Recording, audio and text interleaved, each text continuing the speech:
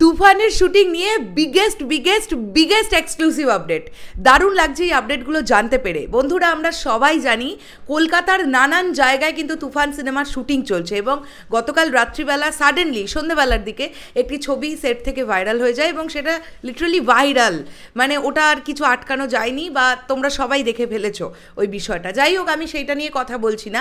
আমি এখন এক্সক্লুসিভলি যে আপডেটটা দিতে এসেছি সেটা হচ্ছে, বন্ধুরা, তুফানের অলরেডি 55 থেকে 60% কাজ কমপ্লিট।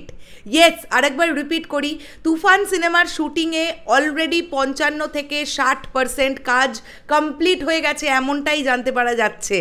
এই আপডেটটা একটা দারুণ আপডেট এবং অনেকেরই আমি দেখছি নানান জায়গায় এখনও পর্যন্ত বেশ টুকটুক করে ছোট করে হলেও এই আপডেটটা মোটামুটি কেউ চাউর করার চেষ্টা করছেন যে কুরবানি ঈদে তুফান আসতে পারবে না। আমি তাদের উদ্দেশ্যে বলি, কুরবানি ঈদেই তুফান আসবে, কুরবানি ঈদে বাংলাদেশে তুফান রাজ করবে, এতটা কথা বলে রাখলাম। এবং যেভাবে শ্যুট হচ্ছে তোমরা ভাবতেও পারবে না। আমরা একটা প্রবাদ বাক্য বলে থাকি না, যে সর্ষের মধ্যে ভূত, অ্যাকচুয়ালি বিষয়গুলো না সেই রকমই হয়।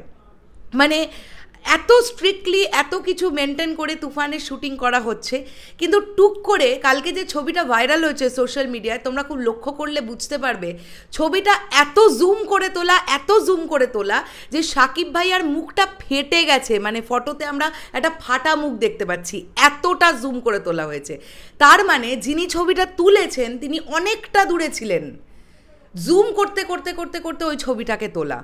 যাই হোক, আমরা এটা নিয়ে কথা বলবো না, বলছি না। আর আমাদের চ্যানেল থেকে তোমরা এখনও পর্যন্ত যারা ওই পার্টিকুলার ফটোটা পাঠাচ্ছ, আমি তোমাদেরকে এতটা কথা বলে দিলাম, সাকিব ভাইয়া ব্যতীত যে কোনো ছবি নিয়ে আমি শুটিং সেটের কথা বলতে রাজি আছি, বাট সাকিব ভাইয়ার এক্সক্লুসিভ লুক রিয়াকশন আমি আমার চ্যানেল থেকে দেবো না, কেননা এটা টিমের তরফ থেকে কেউ কিন্তু চাইনি। ঠিক আছে, এক্সক্লুসিভ আপডেটটা আজকে সকালের জন্য এটাই দিতে এসেছিলাম যে আগামী মোটামুটি 15 থেকে 17 দিনের মধ্যে তুফান সিনেমার শুটিং কমপ্লিট হয়ে যাবে, এমনটাই জানতে পারা যাচ্ছে।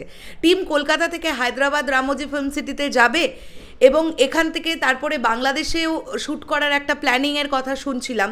তো ইতিমধ্যে কি হচ্ছে সেটা বুঝতে পারছি না, তবে কামিং 10 দিনের মধ্যে মোটামুটি তুফান কলকাতায় র্যাপ হয়ে যাবে, এমনটাই কিন্তু জানতে পারছি।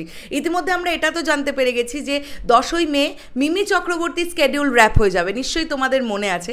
তো তারপরে হয়তো এক্সট্রা আর 2 থেকে 3টে দিনের শ্যুট থাকবে। ঠিক আছে, তারপরে কলকাতার পোর্শন কিন্তু র্যাপ হয়ে যাবে তুফানের, এমনটাই জানতে পারছি। তো তুফান বিষয়ক এরকম আপডেটগুলো, এক্সক্লুসিভ আপডেটগুলো জানতে পেরে তোমাদের কেমন লাগছে সেটা কমেন্ট করে জানিও। আর যারা এখনও আমাদের পেজটাকে ফলো করোনি, প্লিজ ফলো দিয়ে দিও আর সাবস্ক্রাইব করে দিও ইউটিউব চ্যানেলটা, যারা ইউটিউব থেকে দেখলে। আশা করছি তোমাদের সাপোর্ট এইভাবেই পাবো। তোমরা তুফান নিয়ে কতটা এক্সাইটেড সেটা এক্ষুনি কমেন্ট করে জানাও। মানে তোমরা ফার্স্ট ডে ফার্স্ট শো কে কোথায় দেখবে বলে প্ল্যান করে রেখেছো, অবশ্যই সেটাও কমেন্ট করে জানাতে পারো। শেষ করলাম ভিডিওটা, দেখা হচ্ছে আবার খুব শিগগিরই। তাহলে এখনের জন্যে টাটা।